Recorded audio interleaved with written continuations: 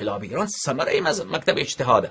آقای خمینی که آمد انقلاب کرد به عنوان یک صوفی، به عنوان یک فیلسوف، به عنوان یک عارف انقلاب نکرد، به عنوان یک مرجع دینی انقلاب کرد، به عنوان نماینده مکتب اجتهاد آمد انقلاب کرد، به عنوان یک کسی که جاهل به احادیث و روایات. این الاغ، این خر آمد در دنیا این فساد و آتش را برپا کرد، در حالی که یک روایت نداشت، یک حدیث نداشت که شما انقلاب بکنید، شما دولت تشکیل بدید. یک خری به این نگفت که کجا.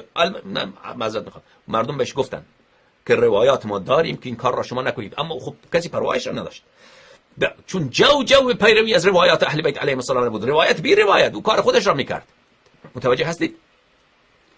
این همه مردم که آمدن از او پیروی کردن، چون اصلا این نبود، چون کلام مرجع برای مردم حجت بود، کلام مجتهد برای مردم حجت بود. نائب امامه، نائب، مثل این که خود امام زمان علیه السلام آمده انقلاب میکنه.